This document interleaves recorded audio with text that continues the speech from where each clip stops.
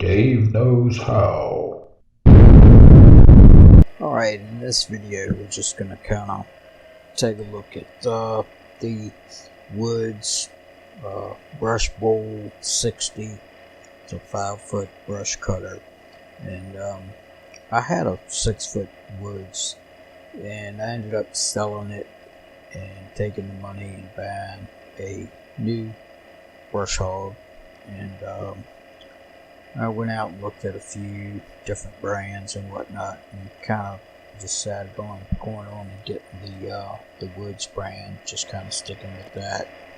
I was able to get a fairly decent price on it, so I figured, what the heck. Anyway, this particular job, as you can see, it's got a lot of low-lying limbs, and these limbs kind of create a lot of havoc. It's a lot of backing up and pulling forward and trying to back the bush hog in there underneath the limbs and get up close to the tree, and a lot of times you have to get off and take the weed eater and weed eat all around there because you can't get underneath it. And you know, you got the limbs that are kind of beating you to death and beating the tractor to death and whatnot. So it's been a real problem with these limbs. Right here you can kind of see the finish that you get with the Woods mower, and it actually leaves a pretty good finish. So far I've been pretty happy with it.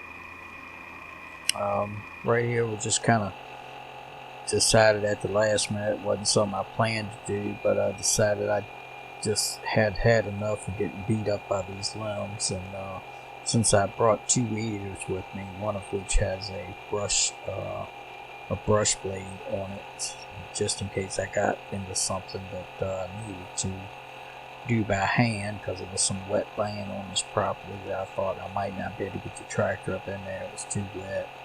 Anyway, I went on and used the brush cutter on the steel to cut these limbs down, and it actually worked pretty good.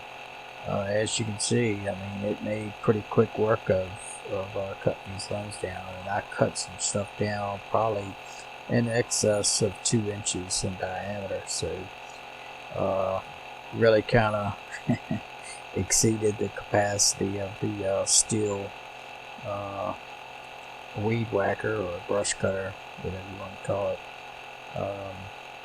But it did a pretty good job, actually. You know, I just kind of set it on the front end loader and went around and whacked the tree limbs down as I got to them, and you know, I'd drive a little ways and whack a couple limbs, and drive a little ways further and whack a few more limbs, and hopefully, you know, when I go back over there next year to do this property again, if I get the job again, it should go a whole lot faster, and shouldn't have to trim any more limbs, and you know, hopefully it'll make the whole mowing process go a lot faster. So right here, you can just kind of gives you an idea of the finished cut that you get from the Woods brush cutter, and I was fairly happy with the finish. I mean, it's probably leaves every bit of good a finish as my finish mower does, honestly. I mean, considering it's pretty tall grass, some of the stuff that I was cutting was, you know, fairly tall, so it's gonna, no matter what you cut it with, it's gonna leave it clumped up when it's that tall. So right here, we're just kind of looking at moving some of this brush that I cut, because of course, you know, I went around and cut these limbs down, and then, you know, it all has to be moved and gotten up, which is a pain, and it's bad enough to have to cut it, but having to move it on top of that, you know, it's quite the job. And this was like probably one of the hottest days of the summer that I ended up doing this job on.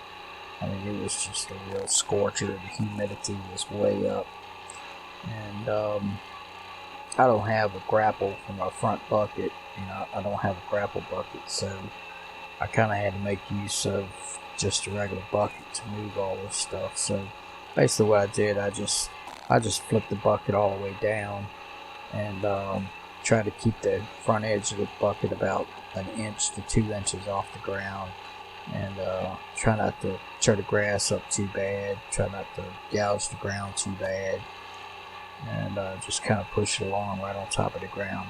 Once you get a pretty good sized pile going, you can pretty much push the whole pile fairly easy without doing too much tremendous damage. I mean, it's kind of a somewhat of a learning curve, because if you're not careful, you can tear the ground up pretty good. But I'm not perfect at it myself, but I've definitely gotten better at it with practice. I probably don't really, probably don't get enough practice really. If I was getting a little bit more practice, I might be a little bit better at it. But it is what it is. You do the best you can with the equipment that you got. Not everybody can afford to have every single attachment that we'd like to have for their tractors, so you kind of have to make do with what you got, and not necessarily keep up with the Joneses, so to speak. It would be nice to have a gravel bucket, but it is what it is. Yeah, it's kind of expensive to put a gravel bucket on. By the time you add a third function valve, and then buy the bucket and all that, and if you have to pay somebody to put it on, that's another expense too. So it can get expensive pretty quick. Of course, we all know that these tractors can get expensive anyway if you're not careful. So me, I don't have a whole lot of money, so I kind of have to fly by the seat of my pants and do the best I can with what I got, and try, if it's something that I really need, I either have to make it myself. And actually sometimes making something like that yourself can be just as expensive as buying it outright new, because steel is ridiculously expensive, and if you really calculate in the cost of the steel, and you think you're saving a few $100, but then when you start calculating in the welding rods, and if you're doing it with a MIG machine, your gas bottle, and the electricity to run the machine, and sanding disc, and all your consumables, and then the electricity to run the machine, not to mention your labor, you soon find out that you could really have bought the thing cheaper than actually building it yourself. Of course, now if you're getting steel material and whatnot for free, then that's horse of a different color. But most of us are not fortunate enough to get that kind of stuff for free. We have to buy materials and put it together, and it can get costly. Anyway, something else while I got everybody's attention I kind of wanted to touch base on was transmissions. I hear a lot of people kind of are down on hydrostatic drive transmissions, and some people just don't like the winding noise, which the winding noise really doesn't bother me that much. It really doesn't bother me at all. Most of the time, like right now, I'm wearing a headset on the tractor, so I got music playing. I can still hear the tractor. I could still hear if the tractor bogs down, if I hit something, whatever. So it's not like I got music blasting, I can't hear what's going on. But at the same time, I've got music going, and I'm not really listening to a steady whine of the tractor. But it is what it is. Personally, myself, I think the hydrostatic drive tractor is like the best thing since sliced bread, because I don't have to fool with the clutch. I mean, look at how many times I've backed up and pulled forward in this one video. If I had a gear driven tractor and I had to clutch every time I backed up and pulled forward, that's a lot of clutching. That's a lot of stopping and starting and clutching back and forth and shifting gears and everything else. So you know, the hydrostatic drive, you push it down, you go forward, you pull it back, you go backwards. You know, it's kind of a no-brainer. And not having to fool with the clutch, that's just awesome. You know, I mean, unbelievable. I hear people talk about the heat generated from, you know, the hydraulic fluid from a hydrostatic transmission, but I'm not so sure that it's really that big of a deal.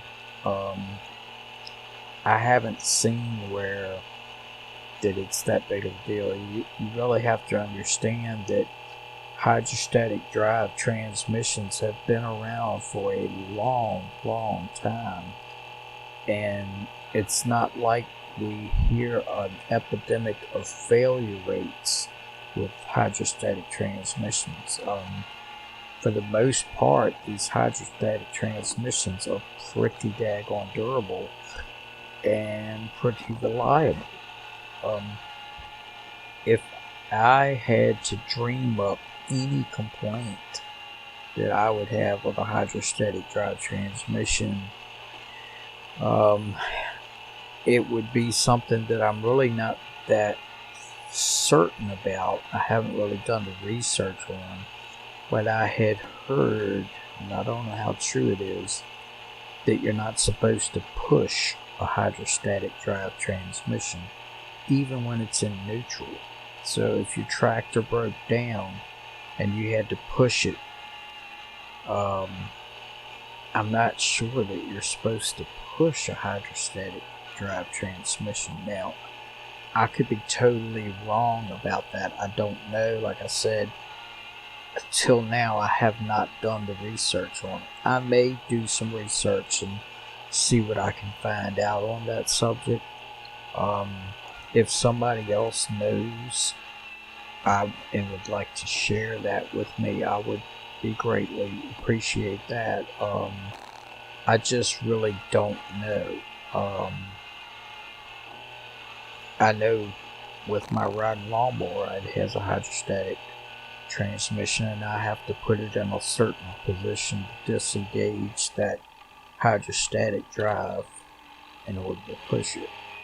But I don't know of anything on the tractor that you can do that. So anyway, but anyhow, maybe that'll be a future video about you know, being able to push a hydrostatic drive transmission if I find out some information on it.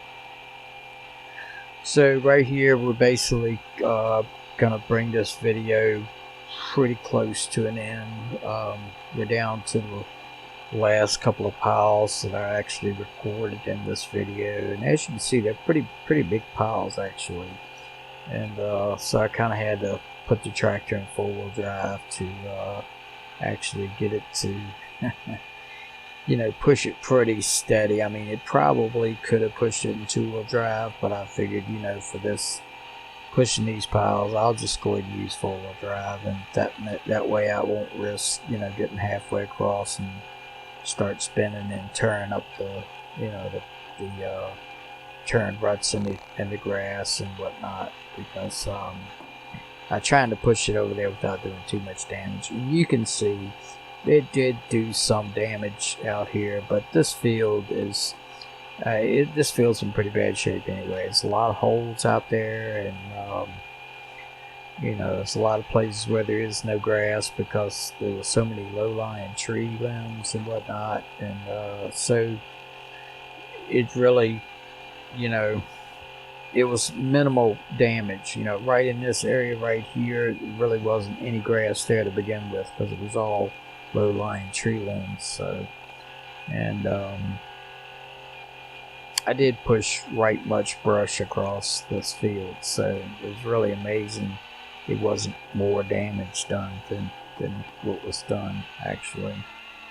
So anyway, I enjoyed making the video. I do enjoy this new bush hog. I hope I get to use it more. I really haven't used it that much over the summer. I thought I would use it more, but I just haven't been getting the jobs. Anyway, appreciate you watching my video. I hope you will rate, comment, subscribe, but most of all, I hope you'll share my video with other tractor enthusiasts. And you know, every view helps, and I really do appreciate it.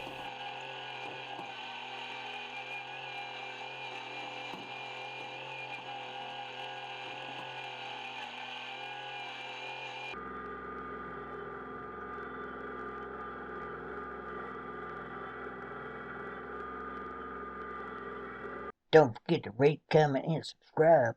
Thanks for watching.